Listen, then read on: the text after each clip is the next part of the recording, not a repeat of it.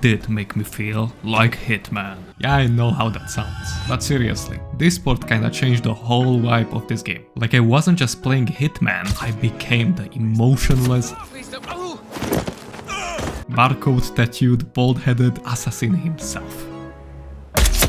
Just walking around like a silent task machine. No feelings, just mission and a finish line. So yeah, this video is dropping like a month after launch. A little more than that, actually. I know I'm late few days, but I was just too busy playing it. I had to finish every map, try every cool assassination possible in the game, and yep, I platinumed it. So this isn't just a regular review video, it's more like a deep dive from someone who's been living inside this game for the past month and a half.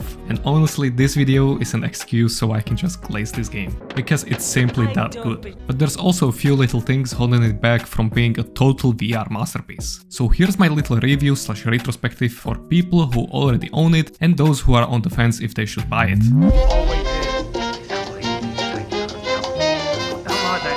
Before we talk about how good it is now, let's rewind for a sec. First attempt of Hitman in VR was made in 2021, when we got the Hitman 3 PSVR version. Yeah, PSVR1, the first PlayStation VR headset. It was a genius idea to bring this franchise to VR, but it had a weird execution. The graphics were pretty solid for its time, but you had to play with a controller, while playing in first person. What were the devs thinking? But still, some people found it fun and actually had a good time playing it. Then came the PSVR version, much better, had motion controls, so you finally had two hands in the game, but it was apparently very buggy and at times felt like a parody of Hitman game. Still, that version kinda laid the groundwork for what we get later in the PSVR2 version. And then the Quest 3 version. This one just straight up makes my eyes bleed from just looking at it. They transformed the game into a cel shade style, which could have been fine, but it ended up looking and running terrible. It was barely playable. The miracle was that Hitman VR could even run on a standalone headset, but it was that bad that nobody wanted to play this. And then finally the PSVR2 version. This port got announced out of nowhere in State of Play, with better graphics and new VR interactions never seen before. Originally it was meant to drop in December 2024. PSVR2 fans were happy with this news because it meant Sony still kind of cared for the PSVR2, since they most likely paid for this version. But then suddenly when it was supposed to release, it got delayed to March 27th, 2025. And yeah, that was the right move since we really couldn't stand another broken version. But then at the end of the March it finally released and it had pretty rough launch. Broken saves, lots of crashes. Excuse me.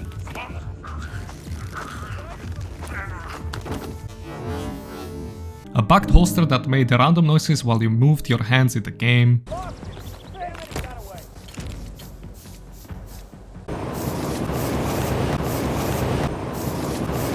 It was a bit of a mess and sometimes it felt unplayable. But 1 week later after the launch, a new patch dropped which fixed most of the issues. No updates were made since that patch, and yeah, the game is now in a solid state that is more than playable and looks beautiful.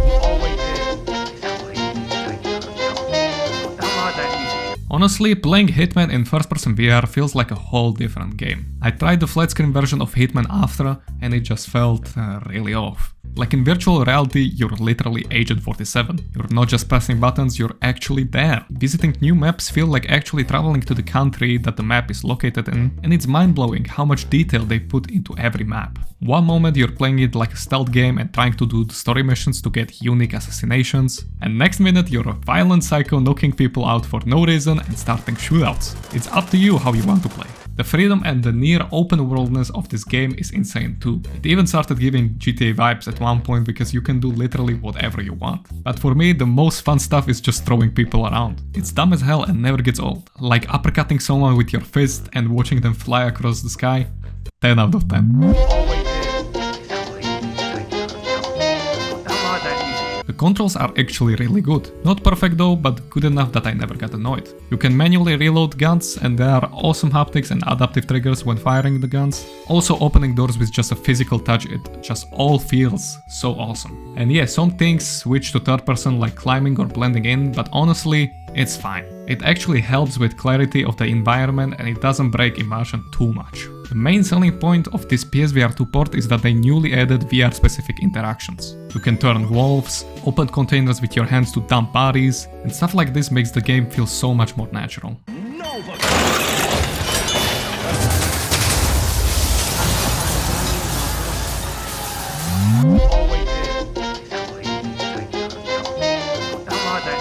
Visually this game is crisp, like most maps look jaw-droppingly amazing, and the view distance is incredible as well.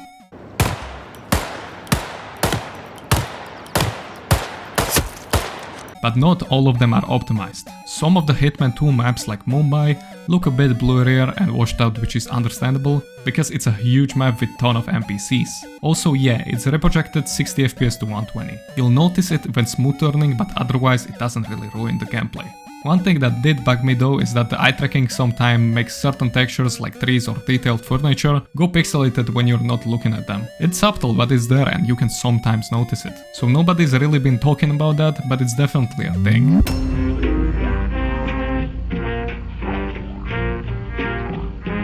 Okay, here we go with the stuff that makes me so angry for no reason. Guns don't have finger detection. Why? I wanna rest my finger on the trigger to feel like a real agent. This feels unfinished for such a polished game. Head haptics. Why is there a PSVR2 exclusive that doesn't use its hardware to its fullest? Please let me feel any vibration in the headset while there's a explosion or I'm getting shot at.